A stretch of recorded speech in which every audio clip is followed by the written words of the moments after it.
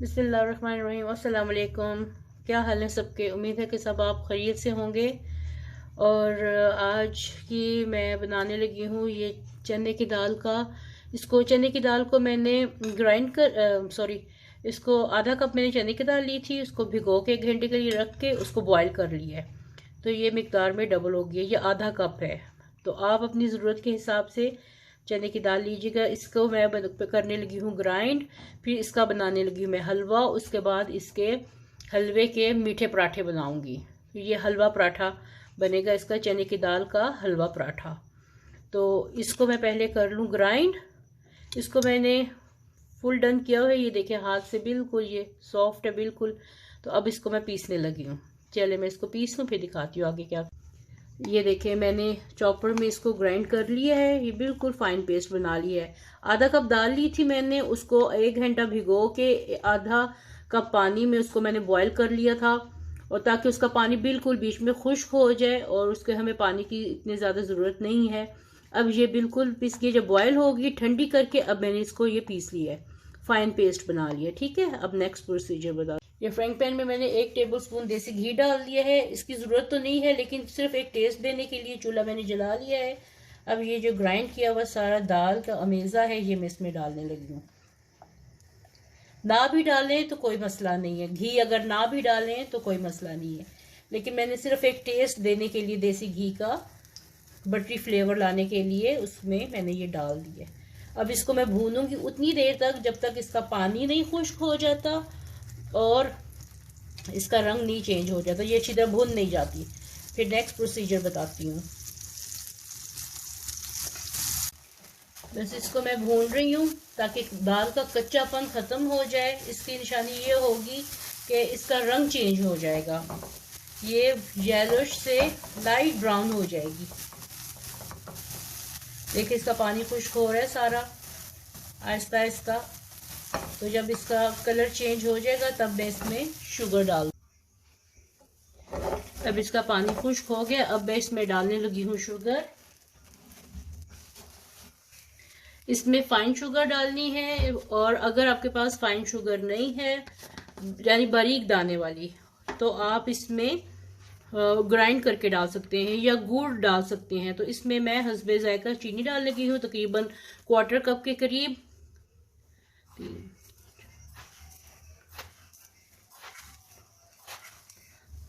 8 teaspoon मैंने डाली हैं, और ये बनते हैं 4 टेबलस्पून या 1/4 कप बनता है, तो ये इसमें मैंने डाली है।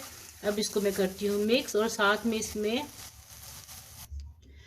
में देखिए 7-8 इलायची और ये जायफल का छोटा सा एक टुकड़ा है, इसको मैं ग्राइंड करके तो इसमें मैं डाल के तो फिर भूनने लगी। पहले मैं इनको फ्रेश ग्राइंड कर लूँ। ये देखिए मैंने 1/2 टीस्पून शुगर के साथ इलायची और जायफल का पीस जो है वो मैंने ग्राइंड कर लिया है। अब ये इसमें शामिल कर देते हैं, और इसको अच्छी तरह मैं भूनती हूँ उतनी देर तक जितनी देर तक शुगर का पानी खुश्क नहीं हो जाता। ये देखें ये बिल्कुल हलवा रेडी हो गया। और मीठा अगर आपको थोड़ा तेज चाहिए तो इसमें 1 टेबलस्पून भर के और मीठा डाल सकते हैं आप। ठीक है, ये देखें चीनी अच्छी तरह मिक्स हो गई है और हलवा रेडी हो गया है। ये बिल्कुल नहीं चिपक रहा फ्राइंग पैन से, फ्राइंग पैन ने छोड़ दिया है। और थोड़ा सा घी ज़रूर डालिएगा, उससे खुशबू बहुत अच्छी आती है, बहुत टेस्टी और खुशबूदार सा ये हलवा है। आपको मैं इंशाल्लाह आइंदा आने वाली रेसिपीज़ में मैं चने की दाल के हलवे की रेसिपी भी दूंगी इंशाल्लाह। सब बनाते हैं, मैं अपने स्टाइल से जैसे बनाती हूँ मैं आपको वो बताऊंगी। तो चलिए इसको करते हैं अब थोड़ा ठंडा। अच्छा, ये हलवा बहुत अच्छे से ठंडा हो गया था। और ये देखिए एक तो ये तरीका है कि 2 रोटियों के दरमियान में ये हलवा लगाना। ठीक है, जैसे हम लोग आलू का पराठा बनाते हैं। तो इसको अब मैं बेल के तो ये तवे पे डालने लगी हूँ। 2 रोटियां 2 छोटे पेड़े लेके तो उसके दरमियान में आटा नॉर्मल जो घर का गूंदा होता है वो ही है, कोई इसमें मैंने ख़ास नहीं कुछ इसमें डाला, सेम आटा जैसे घर का गूंदा होता है। एक तो ये तरीका है। अब इसको मैंने जोड़ लिया है।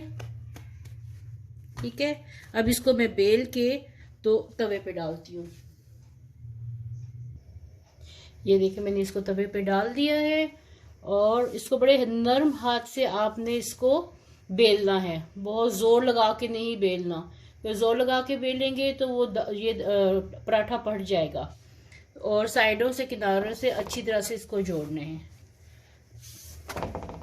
एक तरफ से सेक लग जाए फिर इसको उल्टा लें, जैसे पराठा पकाते हैं। फिर इसको घी लगा के इसको फ्राई करूँगी। ये देखिए मैंने घी डाले। घी डालने में कंजूसी नहीं कीजिएगा क्योंकि पराठा है और वो भी मीठा, तो घी डालने में कंजूसी मत कीजिएगा। इसको अच्छी तरह फ्राई करना है। अब इसको पलटा के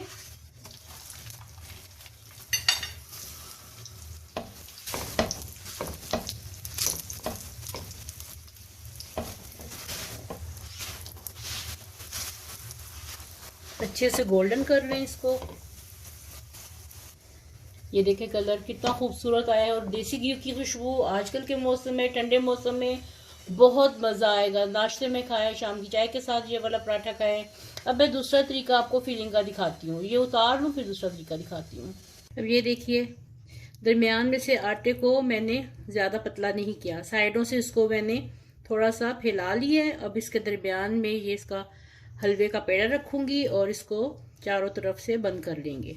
ठीक है, इसका दोबारा से पेड़ा बना लेंगे।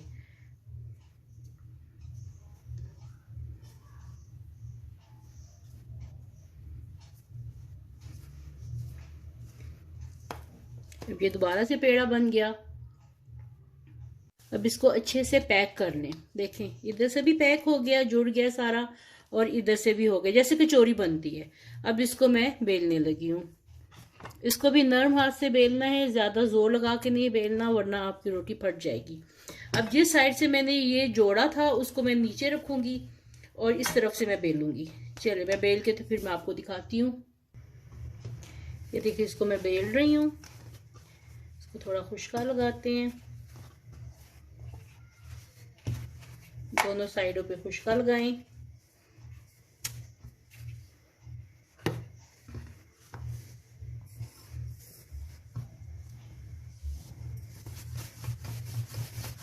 और हल्के हाथ से बेलना है, जोर नहीं लगाना वरना रोटी फट जाएगी।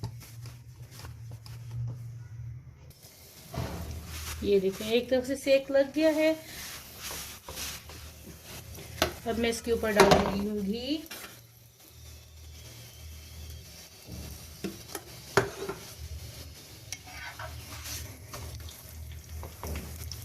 ये दो तरीके से आपने देख लिया है कि पराठा कैसे बनना है। इसको मैं सेक रही हूँ और सेक के अच्छा सा गोल्डन करूंगी।